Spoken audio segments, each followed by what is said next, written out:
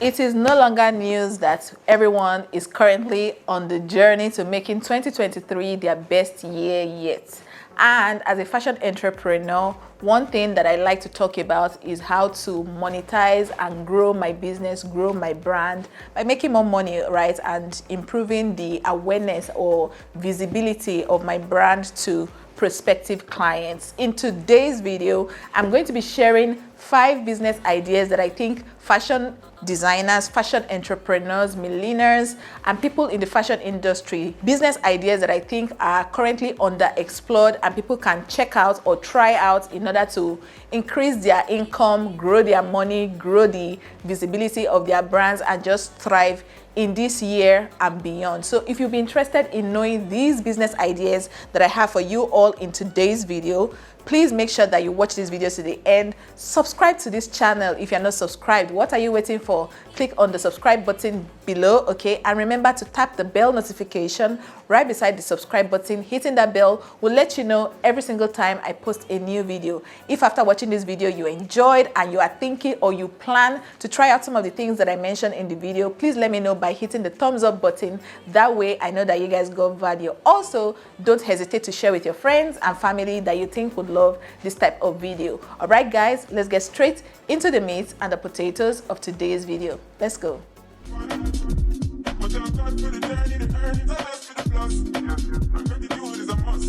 All right guys, without wasting any more time, let's get straight into the business ideas that I have for you. The first thing I would tell you guys, or I would recommend to you guys, is starting a ready-to-wear line, okay? With your fashion business, I think creating a ready-to-wear line is a very viable business opportunity, and opportunity to make more money, okay? Especially if you're the kind of person that runs a bespoke fashion house, it won't hurt to also have a ready-to-wear line. And when I say ready-to-wear line, I would like to believe that everybody knows what I mean by ready-to-wear, but just in case you are new to this whole thing and you're like, Funmi, what do you mean by ready-to-wear? Ready-to-wear, just as the name goes, is ready to wear. Literally, like you have a bunch of items, bunch of pieces that are ready to wear, and clients that walk into your showroom or walk into your business or even reach out to you on social media can just purchase up front, okay, without waiting for you to sew to their taste or measurement, okay? You just have a bunch of designs, make a couple of pieces, maybe like 3 pieces each or 4 pieces or even as many as you want of those designs, and then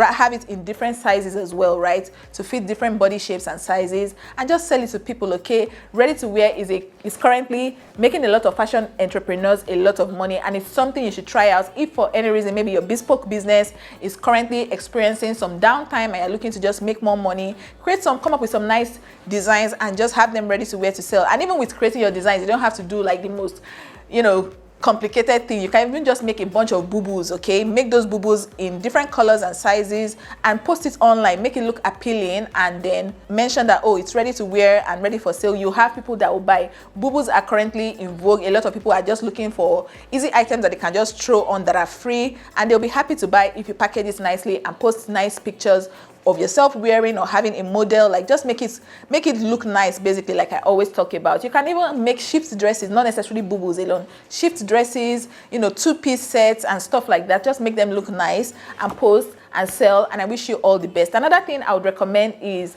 creating an online course, okay? Creating an online course is a viable business idea. Just create videos, something similar to what I'm doing right now. If you are so good at fashion and creating tutorials, create some tutorials, post them on platforms like Seller or Flutterwave, and then just have people download the videos and pay a certain amount of money, and you see that video can be paying you for years, right? You film the video once and it's just on those platforms and people are purchasing and buying. And you don't just, when I say post, create the video and post, I'm not saying create the post and fold your hands. Advertise, let people know that, oh, I have a video course on how to make, for example, shift dresses, and it's available on Flutterwave for maybe 500 or 200, whatever amounts you want to place on that video, and just have it there and do a lot of adverts and let people know what you're doing. And yeah, it's another way to make money. I know of people that are selling online courses on different types of things relating to sewing and fashion and crafts, and they are making their money, okay? Even me, as I'm sitting down here,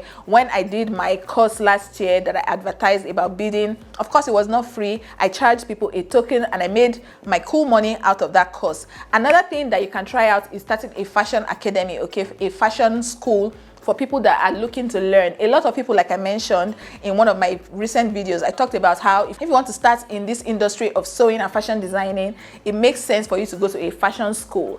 And if you've been in the industry for a long time and you have so much knowledge and you think people would learn a lot from learning from you, start a fashion school. I know the story of one of the person I learned from, right, when I was back in our fashion school. She used to tell us about how where she started from was a small place and she had just a few people that were learning from her at the time. And now, if you know, the fashion house that she's in is a massive space where she teaches students and does this and that. The person I'm talking about is Frida Cameo Style House, and I believe she's currently running a fashion course for students that are interested in learning to sew. So if you're located in Port Harcourt and you're looking for a nice fashion school to go to, it's somewhere you should try out. Like, she teaches, and she teaches very, very well. I learned to sew from her. So it's something as a fashion designer as well. If you're looking to grow your money and you have the space, have the time, have the wisdom, and have the passion for it, start a fashion school, and I wish you all the best. Another thing you could try out is selling sewing accessories, okay? And I know it's something that a lot of fashion designers out here in Nigeria do. Like, if you walk into a fashion house, for example, chances are those people are selling sewing accessories as well. You see them hanging their appliques and stuff around, telling you, oh, if you want to buy this and that to go with so and so, you could try them out. So don't just focalize or place all your focus on sewing clothes and sending it out. If it's your thing, if you don't mind, if that's what is making you your bag, feel free to stick to it. But this video is for people that are trying to diversify their income and make more money from other streams, right? Add selling sewing accessories to the things that you're sewing, right? Don't just sit down at one spot. Actually, imagine if you decide to, okay, start a sewing academy. Most likely, the people that are coming to your sewing school want to also buy things. So if you have your sewing accessories just right there, if they say, oh, ma'am, you're telling us to make a dress with this and that, where would I buy it from? You tell them, walk into the store right there, we are selling it also, right? So you are just making your money as much as possible. So that's another thing I would suggest to those who are looking to diversify their income. Another thing I would also recommend is selling fabrics. Okay, selling fabric as a fashion designer in line with also, you know, running a fashion business. Have your Ankara, just put them, make sure that, of course, as a fashion designer, I believe we have good eyes for nice looking fabrics. Just buy something that you think your prospective clients would love. Basically, if they come to your space to maybe take measurements and stuff, just have it there, display it nicely. And when they come there, as they are taking measurement to sew one cloth, they are seeing another fabric and saying, this Ankara, use it to make this and that for me. You're making more money, they will pay for the Ankara, and they're also patronizing you again to also,